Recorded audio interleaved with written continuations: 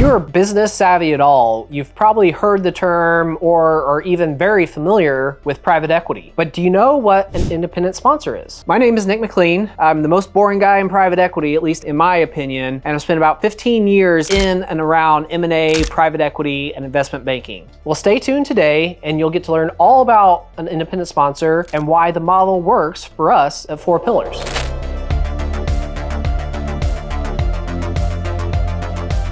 So what is an independent sponsor? I mean, it's really quite simple. It's really just a private equity firm without a committed pool of capital. So without that committed pool of capital, what happens is that the independent sponsor has to raise money on a deal by deal basis. Now, is that challenging? Yeah, it can be challenging for sure. But if you think about it, whether you raise money for a committed pool or you raise money for a deal by deal, you have to raise the money at some point. And I would make the argument that sometimes it's easier to raise the money on a deal by deal basis because it feels more tangible in terms of what you're investing in, as opposed to what's considered private equity investing, which is just blind pool. Challenging to raise money regardless, but you can make the argument that sometimes it's easier to raise it on deal by deal basis. That being said, there are certain elements or nuances of being an independent sponsor that I think are important to at least think about. Some from the seller's perspective, who's selling a company, as well as from the potential investor's perspective. From the seller's perspective, clearly the number one drawback is that you don't have 100 million or 500 million or whatever the number is of dry powder literally sitting in well, not literally sitting, but in a bank account somewhere ready to be deployed. So absolutely, I understand why there is that drawback. Another potential drawback, at least in the eyes of some sellers, is the age or experience of the independent sponsor. If you think about how independent sponsors got started, there's really, I would say 2 different evolutions. The one evolution is that folks were working at a fund, didn't like the confinement or the bureaucracy of working for a fund because of all the administration and all the oversight, and decided to branch off on their own and find deals, get them done on a one-off basis. The other path is really how you can think about the evolution from small private equity to more sophisticated private equity, with a committed fund. And what I would say is the first step might be what's called a search fund, where you're kind of trying to buy a business. You find a business to buy, the person buying it is actually going to become president, CEO, they run it for a few years, sell it or hold it or whatever. But some of those folks want to just continue to run the business. Other folks get really,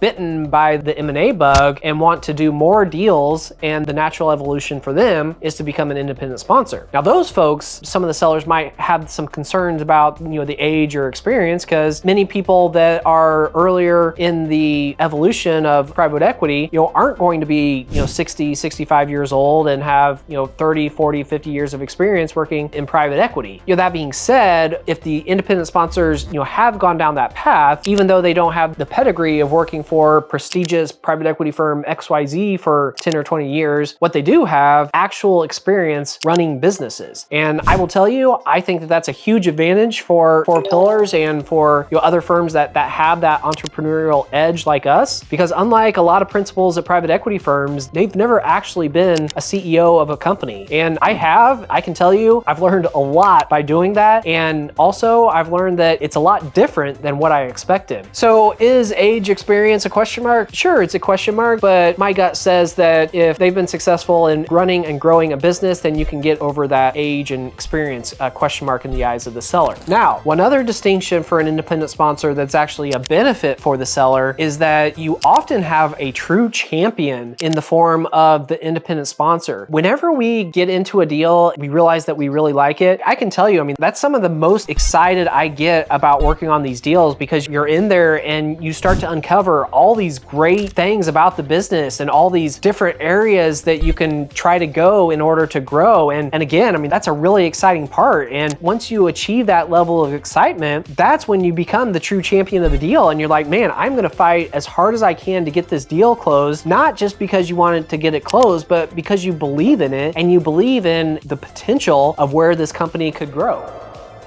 From the investors' perspectives, there also are some positives and negatives. Starting with the positives, what I would say is that there's the belief that independent sponsors can find, I guess, the diamonds in the rough, maybe. Again, the belief is that independent sponsors are, out there pounding the pavement, trying to find those deals that, aren't being widely broadcast to every, buyer in the entire world or whatever. And so whenever an independent sponsor brings a deal to a capital source, there's that belief they actually are, getting a pretty good deal. On top of that, it's not just the belief that it's a good deal, it's a deal that's fully wrapped. Most likely the independent sponsor has the company under LOI, they know the purchase price, they know the terms, et cetera, and it makes the decision-making process that much easier because, again, it's all wrapped up with a nice bow on top, and they can say yes, no, or okay, let's talk about this one a little bit more. As important as that deal is, you might think that, well, the relationship, who the independent sponsor is even more important. Well, what I can tell you is that I wish that were the case, but unfortunately, that's just not my experience. My experience has been that it's probably 90% the deal and 10% the actual person that's bringing that deal.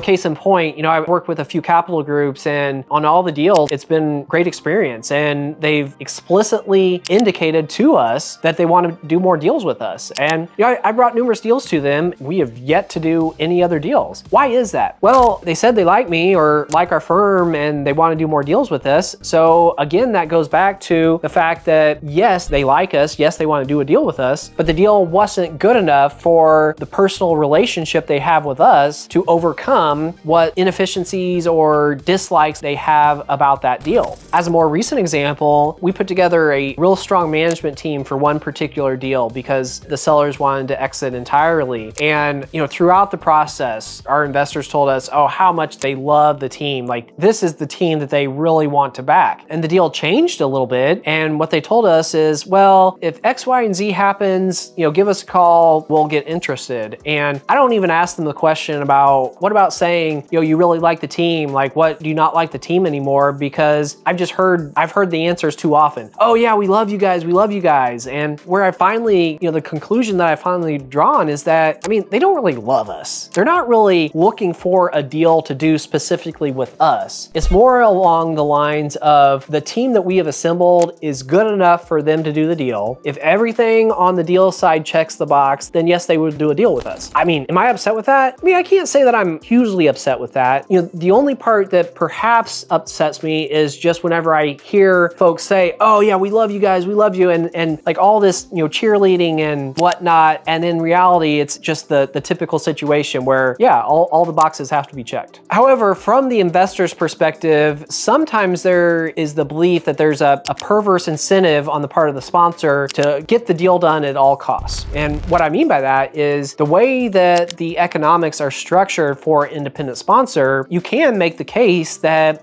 even if it's a bad deal, simply closing the deal is a win from a financial standpoint to the independent sponsor. And so what you might hear from investors is maybe hear this, but what you have to anticipate is that there's going to be some level of concern or at least questioning as to whether or not the independent sponsor is pushing the deal because the deal really is that great, or because they are pushing the deal simply because they will benefit if and only if, or not only if, but if only the deal closes.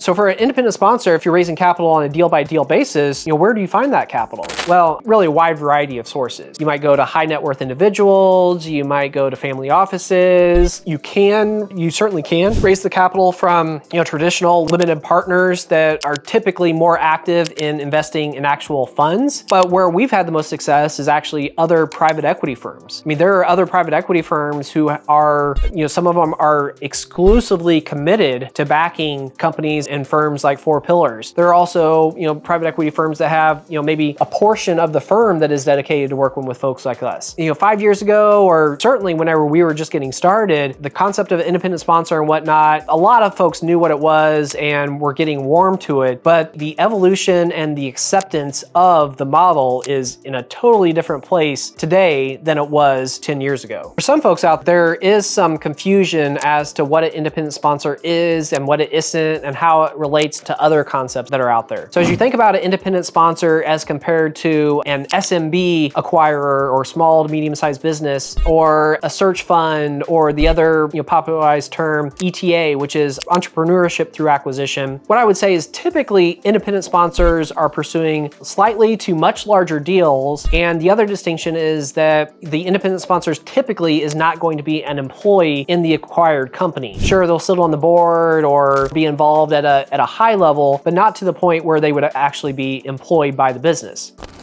Another area for potential confusion is the difference between an independent sponsor and a holding company. With an independent sponsor, you might have different capital sources for each of the deals in your portfolio. You might have one company that you have talked to another company because there's some synergies on the sales front or vendor front, but the companies are not really part of one team. You're not going to have Bob from company XYZ go from that company to one of the other companies that in an independent sponsor portfolio. It's really not going to work like that, because as an independent sponsor, each individual company in the portfolio, that's the company that whenever you're thinking about decisions and whatnot, that company comes first in those decisions.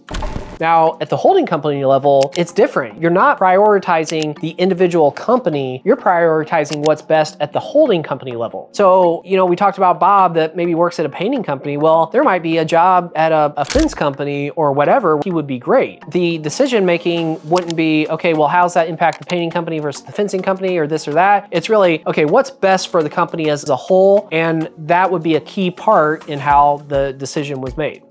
So after hearing this, especially to the folks that are either, thinking about selling their business, or to the folks that are thinking about buying a business, what do you think about the independent sponsor model? Is it interesting, or is it scary? Is it something you need to learn more about? Well, whichever one of those it is, let me know. I'd love to hear from you.